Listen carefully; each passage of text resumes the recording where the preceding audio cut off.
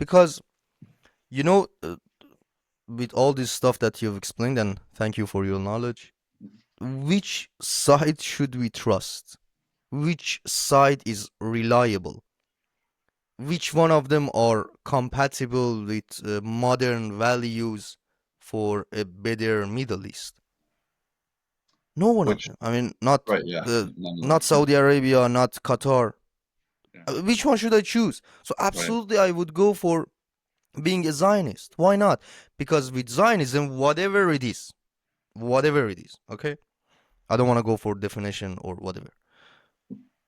The people of Israel could develop a democracy in Middle East. You know, when the first of all the people in West they say no, it's an apartheid. Fuck you, fuck you.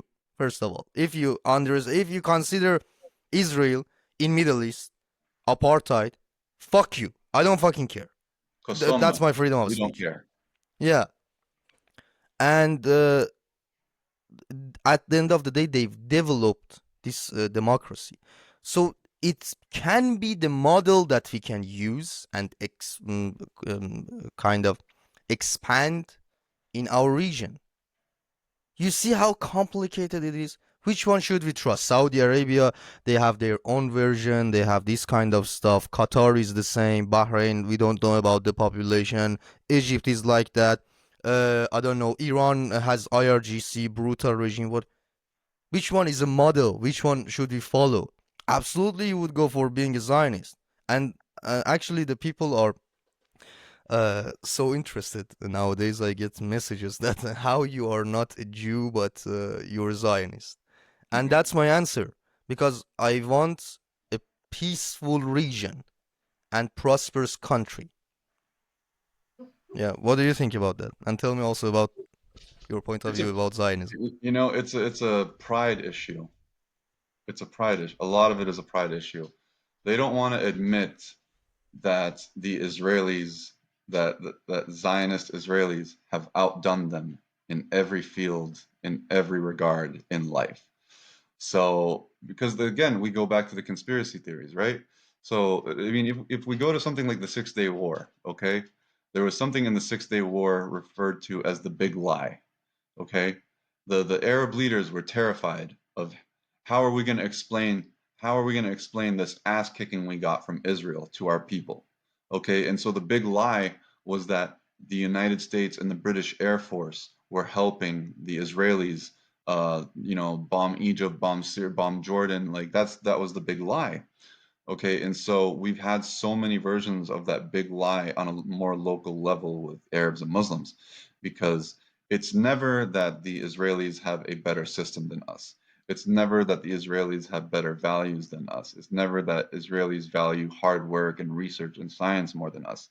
It's always, well, there's no way Israel would be successful without this country helping them and that country helping them.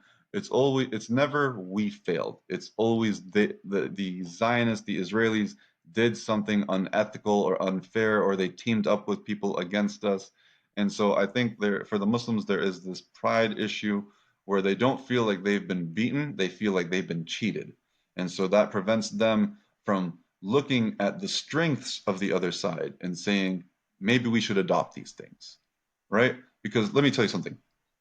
Yeah, My go for it. niece, okay, when she was 6 years old, when my niece was 6 years old, in America, okay, around Thanksgiving time, they do this thing with the kids where they'll take the kids' hands, okay, and they'll put it on a piece of paper, and then they'll trace the outline of their hand, and then they draw on it to make it look like a turkey, okay?